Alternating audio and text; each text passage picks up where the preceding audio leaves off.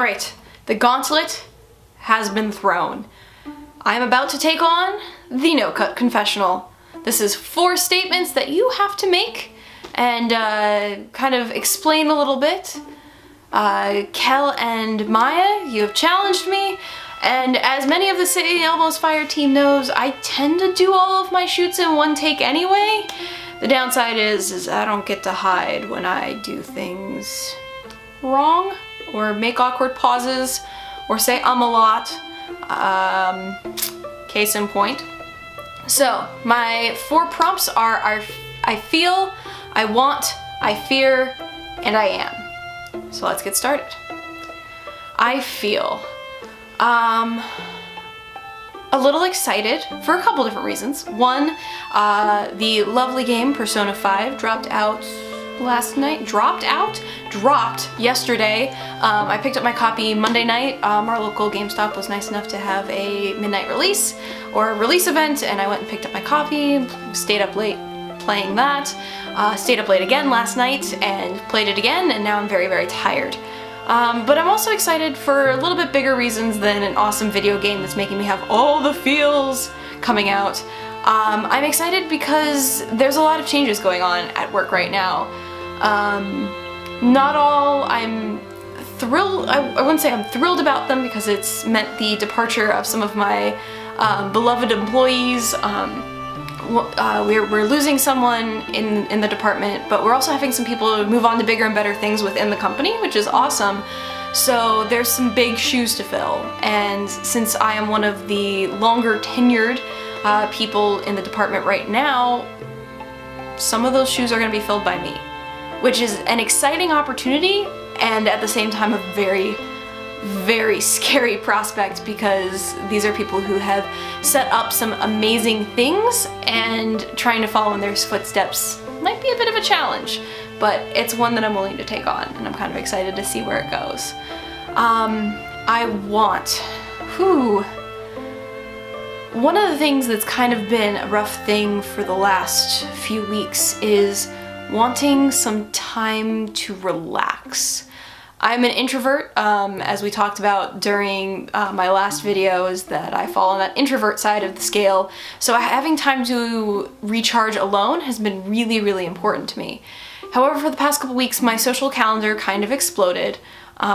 We love hanging out with our friends, and we have many different groups of people that we like to spend time with, but the result is there's a lot of people demanding time and attention. And well, I love spending time with people, I also know that I get exhausted, and making the time to say, hey, I just need to be home, has been a hard thing to say, and we finally kind of buckled down and said, no, like, we'd love to see you, but it needs to be on our terms, and we'd like to have it at our place.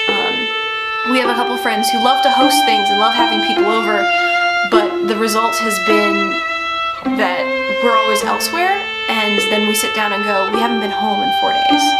Or we've been home, but just to sleep, and that's not being home. So I definitely wanted some of that time, and I've gotten some of that this past weekend, and it looks like I might get some this weekend too. Fingers crossed. I don't want to say don't call me and invite me out for things, people, because you guys all have awesome, amazing plans, and I want to do them. But I really, really just want to sit in bed and play a video game. I need that time sometimes. I fear. This is always a hard one to answer, because I feel like fear is one of those super things.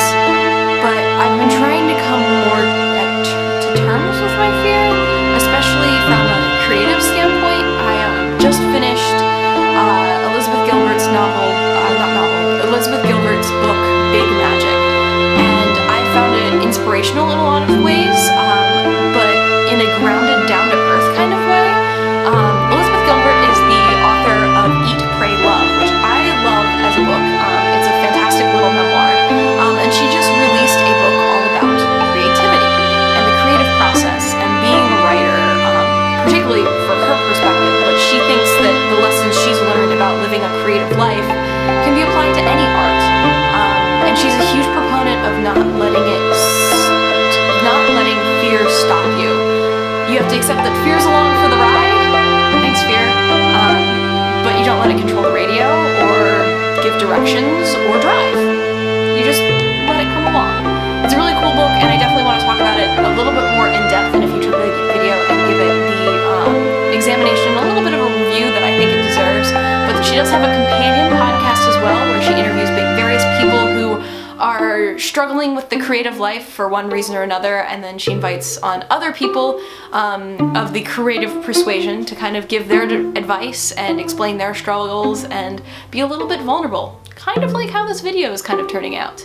But one other thing I definitely fear is conflict, and this is something that I have struggled with for years. As far back as I remember, the instant voices get raised, I shut down, go curl up in a ball, and cry in a corner. And I mean literally cry. I'm usually in tears as soon as there's yelling. I am a very tense person when it comes to any kind of conflict. I feel super uncomfortable even reading, kind of angry conversations on the internet, which I'm sure is normal, but it's something that I've been trying to work on and getting a little bit better about standing up for myself, because one of the downsides to that fear is as soon as conflict arises, I back off. I may not always give in fully, but I at least kind of just back away from whatever is causing me discomfort, and that's probably not a healthy thing and probably results in me giving up on a lot of things a little bit more often than I should. And this applies in both my personal life as well as at work. I think I've been getting better at it in a work context of trying to push back and say, hey, that's not okay, or we need to do it a certain way, and here's why. Mostly because I usually get to hide behind an email instead of having to say that in person to people. It's when it becomes in person that I get really deeply uncomfortable, and that's a hard thing to deal with in a lot of ways. Finally, I am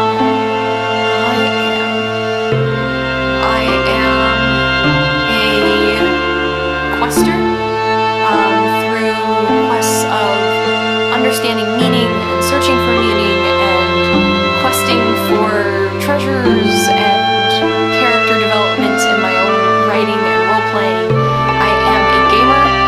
I am slowly learning to be proud of my nerdiness that I kind of shut down a lot in high school and kind of hid some parts of myself that I felt like I could not be open and proud about.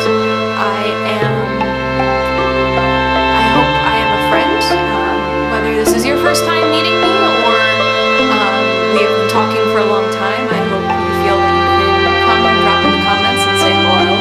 I am human. I make mistakes. I screw up. Heaven knows there's a whole lot of awkward phrasings that were just in this video. I am a creator.